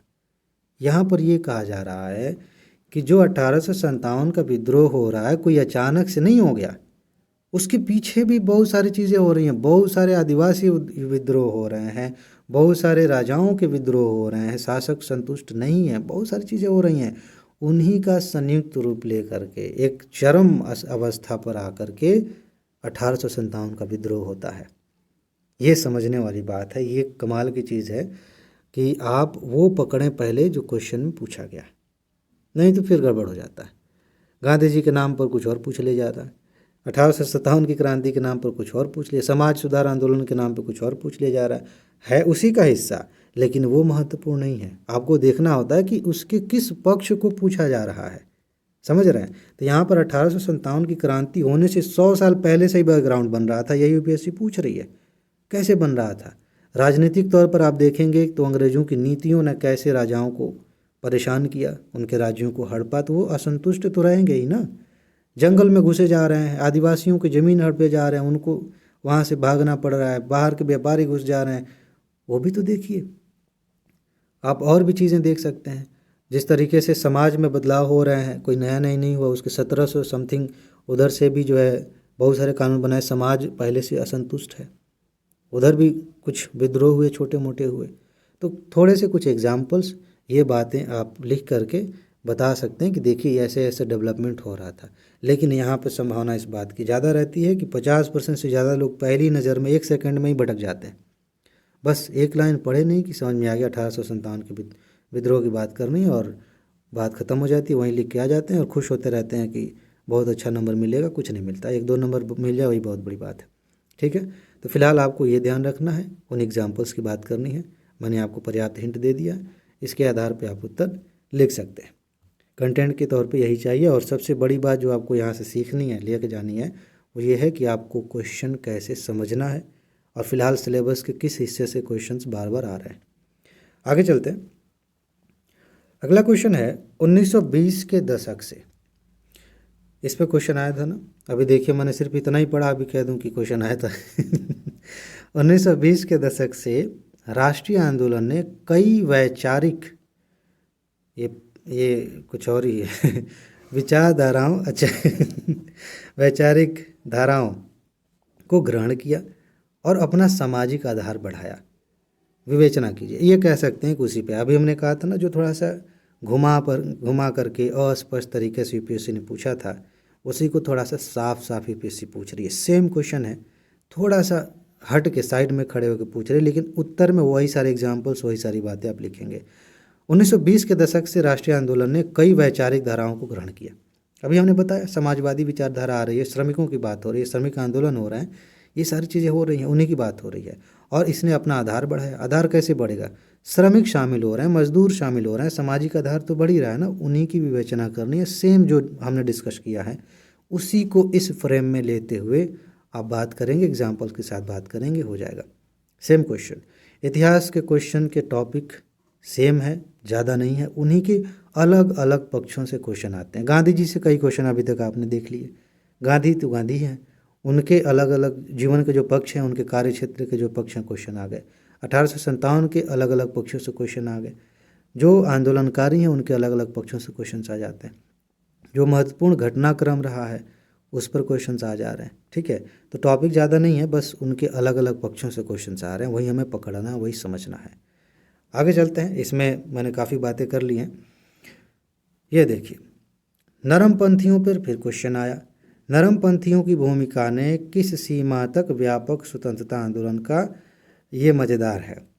और अभी मैंने कई क्वेश्चन की बात करते करते ये कहा कि एक्सट्रीम में नहीं चले जाना, किसी के विरोध में पूरी तरह से नहीं उतर जाना। अभी नरमपंथियों की हम बात कर रहे थे, तो हमने क्वेश्चन की डिमांड के हिसाब से बात की, लेकिन अगर उसके साथ ये क्वेश्चन चिपका दिया जाता तो हमें थोड़ा सा संभलना पड़ता कि भाई ऐसा नहीं है कि उन्होंने सब ऐसा किया जिसका कोई असर ही नहीं था, कुछ तो किया है, कुछ तो डेवलप किया है, कुछ तो आधार बनाया है। अब वही पूछ लिया गया कि इनकी भूमिका ने किस सीमा तक व्यापक स्वतंत्रता आंदोलन का आधार तैयार किया, टिप्पणी कीजिए। अब हमें उनकी अच्छाइयाँ गिनानी पड़ेंगी। अब हमें बताना पड़ेगा कि भले ही वो उतने सफल नहीं हुए, उतना जनाधार नहीं बना पाए, लेकिन कुछ तो किए, कुछ तो किए। सरकार की नज़र तो मोड़े कि भारतीय भी हैं इस देश में जो अपने अधिकारों के लिए उठ रहे हैं। उन्होंने आंदोलन जो खड़े किए, जो अलग अलग संगठन बनाए भारत में, विदेशों में, अलग अलग जगहों पर जाकर दूसरे सरकारों से भी मिले, ये सारी चीज़ें ऐसी तो है नहीं कि जिनको इग्नोर कर सकते हैं। वो उन्होंने ही तो संस्था बनाई शुरुआत में, उन्हीं से आगे चीज़ें बढ़ी, तो बीच में बाकी विचारधाराओं को शामिल होने का मौका मिला। उन्होंने ही तो ऊपर ऊपर लोगों को पहले समझदार बनाया, तो उन्हीं में से कुछ समझदार लोगों को ये समझ में आया कि भाई जो नहीं समझदार है उनको भी समझदार बनाया जाए, यानी कि जो अभी नीचे तबके के हैं उन्हें भी इसमें शामिल किया जाए। तो ये कुछ एग्जाम्पल्स हैं। उन्होंने जो समाचार पत्र निकाले, पत्रिकाएँ निकाली, जो आंदोलन किए, जो ये सारी चीज़ें की, उसे हमें एग्जाम्पल के तौर पे लेकर बताना है कि इन्होंने स्वतंत्रता आंदोलन का आधार तैयार किया। इन्होंने एक बैकग्राउंड बनाया जिसके आधार पर आगे के आंदोलन हुए। इनके योगदान को हम इग्नोर नहीं कर सकते। बस ये सारी चीज़ें आपने पकड़ ली, इसका उत्तर आपने लिख दिया, उत्तर कंप्लीट हो गया। ठीक है, इसमें जो आप एग्जाम्पल्स लिखेंगे उनको हाईलाइट ज़रूर करिएगा। आगे चलते हैं। असहयोग आंदोलन और सविनय अवज्ञा आंदोलन। इस दौरान महात्मा गांधी के रचनात्मक कार्यों को स्पष्ट कीजिए। रचनात्मक कार्यों से क्या अर्थ है? सोचिए, हम पढ़ रहे हैं, क्या पढ़ रहे हैं? स्वतंत्रता संग्राम पढ़ रहे हैं। टॉपिक यही है। आंदोलन चल रहे हैं, आज़ादी के लिए चल रहे हैं। लेकिन इस दौरान गांधी जी ने क्या कुछ ऐसा किया जो समाज को बेहतर बनाने के लिए ज़रूरी था? रचनात्मक कार्यों में आप जो लोग नहीं समझेंगे उन्हें लगेगा कि उन्होंने कोई ऐसा तो नहीं कि कोई पेंटिंग सीखना शुरू कर दिया या पर्सनालिटी डेवलपमेंट पे काम करना शुरू कर दिया अलग से, क्योंकि अभी हम क्रिएटिव होने का यही मतलब निकालते हैं कि हम क्या क्रिएटिव कुछ कर रहे हैं। तो यहाँ पे इतिहास में जब आप पढ़ रहे हैं और ख़ासतौर से उस दौरान गांधी जी जो कर रहे थे उसका सेंस ये है कि वो उस समय समाज के लिए भी कुछ कर रहे थे, पैरेलल कर रहे थे।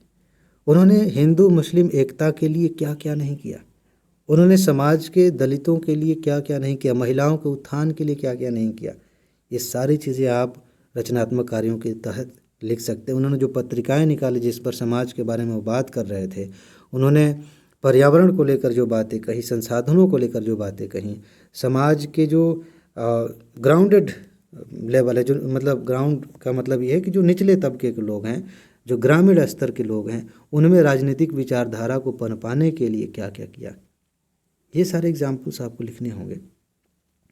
और यही सारी चीज़ें आप करेंगे, आपका काम हो जाएगा। जैसे उन्होंने बहुत सारे प्रतीक भी लिए, जैसे कि चरखा को उन्होंने एग्जाम्पल बनाया, स्वरोजगार और बाकी चीज़ों को महत्व दिया। ये सारी चीज़ें उन्होंने की। आत्म उत्थान की बात के लिए उन्होंने प्रयास किए, क्या क्या उन्होंने किया। तो ये सारे एग्जाम्पल्स इस दौरान असहयोग और सविनय अवज्ञा के दौरान जो भी आपको एग्जाम्पल्स दिखते हैं वहीं लिखना है। और इसके लिए मैं फिर से आपको याद दिला देता हूँ कि जब आप कहानी देखेंगे, इसको मूवी के तौर पे देखेंगे तो साफ साफ चीज़ें दिखेंगी, क्योंकि उसी में आपको मज़ा आएगा। घटनाएं तो उतनी इंटरेस्टिंग नहीं होती, लेकिन उन घटनाओं के आगे पीछे का जो आवरण होता है, जो चीज़ें हो रही होती हैं, वो आपके अंदर इंटरेस्ट पैदा करती हैं, फिर मज़ा आता है। ठीक है, तो यही सारी चीज़ें लिखनी है रचनात्मक कार्यों के तौर पे। अदरवाइज़ आप इन नहीं समझेंगे तो बस ये इतना बड़ा शब्द तो मिल ही गया, असहयोग आंदोलन, सविनय अवज्ञा आंदोलन और महात्मा गांधी। पर्याप्त है, इतना पर्याप्त है भटकाने के लिए और आपको गलत डायरेक्शन में लेके जाने के लिए। आपको यही समझ में आएगा कि अच्छा असहयोग आंदोलन कैसे चला, सविनय अवज्ञा आंदोलन कैसे चला, गांधी जी ने ये किया, बात खत्म हो गई। कुछ नहीं लिखा आपने, वो उत्तर नहीं है, वो पूछा ही नहीं गया था। उस दौरान इन्होंने क्या क्रिएटिव किया समाज के लिए और क्या क्या अपनी विचारधाराएं दी, पत्रिकाओं में कौन सी सोच झलकती है इनकी, इस पर क्वेश्चन पूछा गया है, ये लिखना है। ठीक है, इसके बाद आगे चलते हैं और बस इसमें इतना ही है। इस टॉपिक के तहत इतने क्वेश्चंस पूछे गए थे। मैं चाह रहा था कि बहुत जल्दी संक्षिप्त में चीज़ें कर लूँ, लेकिन मेरी मजबूरी है। कम से कम कुछ चीज़ें तो ऐसी हैं जिन पे विस्तार से बात होनी चाहिए, तो मैं इस पे विस्तार से बात कर लेता हूँ ताकि आप एक ही बार में काफ़ी चीज़ें समझ जाएं। अब आगे से हम इस पे बात करेंगे। स्वतंत्रता के पश्चात देश के अंदर एकीकरण और पुनर्गठन, इस टॉपिक के तहत जितने भी प्रश्न पूछे गए हैं उन प्रश्नों को देखेंगे, कहाँ कहाँ से पूछे गए हैं उनको देखेंगे और किस तरीके से उनका उत्तर दिया जा सकता है, उनके उत्तर देने के लिए हमारे पास क्या होना चाहिए ये भी देखेंगे। ठीक है जी, तो बस इसमें इतना ही है। बाकी PDF नोट्स के लिए आपको क्या करना है, सिंपल सी बात है, इसी वीडियो के कमेंट बॉक्स में जाएंगे तो एक लिंक मिलेगा, उस पर क्लिक करेंगे, आपको सारी जानकारी मिल जाएगी। ठीक है जी, तो इसमें इतना ही है। अपना ख्याल रखिए, खुश रहिए, मस्त रहिए, मुस्कुराते रहिए, जल्दी से सफल होइए और ज़िंदगी को एंजॉय करिए। आगे मिलते हैं। नमस्कार।